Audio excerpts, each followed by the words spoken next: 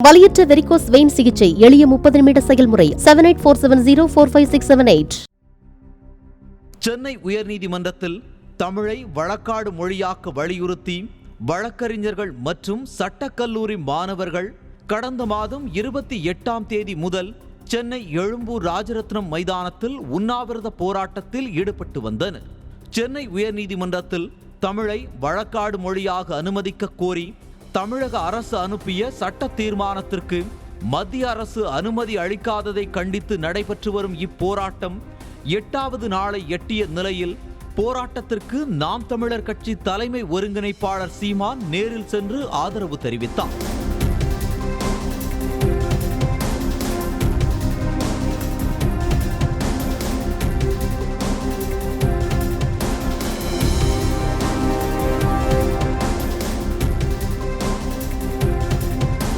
அப்போது பேசிய அவர், மாநில அரசு இயற்றிய சட்டத்தை மத்திய அரசு மதிக்கவில்லை என்றால் மத்திய அரசு இயற்றும் சட்டத்தை ஏன் மதிக்க வேண்டும் என ஆவேசமானார்.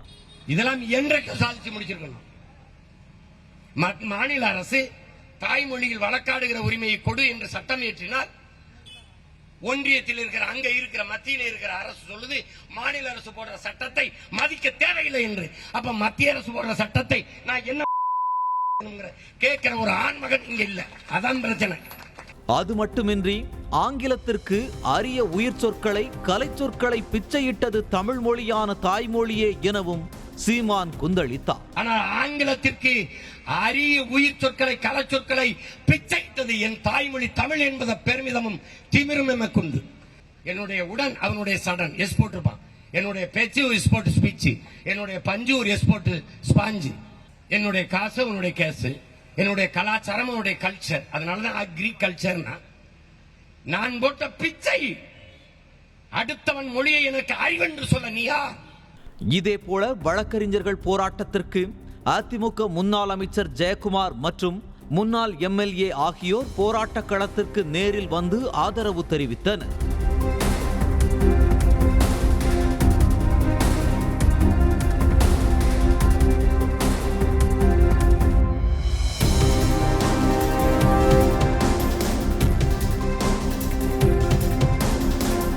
பின் செய்தியாளர்களிடம் பேசிய முன்னாள் அமைச்சர் ஜெயக்குமார், 17 ஆண்டுகள் மத்திய அரசுடனான கூட்டணியில் உத்தரவு போடும் இடத்தில் இருந்த திமுக அரசு உயர்நீதிமன்றத்தில் தமிழ் மொழியை வழக்காடு மொழியாக்க தவறியதாக சுட்டிக்காட்டினார். ஆனால் 17 வருஷமாக செய்ய தவறியது இந்த ஆளும் திராவிட முன்னேற்ற கழக அரசு. அப்போது 17 வருஷம் மத்தியில் இருந்த கூட்டணியில் இருந்து கொண்டு இவர்கள் ஆதரவுனா வெளியில இருந்து ஆதரவு இல்ல, இவர் கையெழுத்து போட்டா கவர்மெண்டே போச்சு.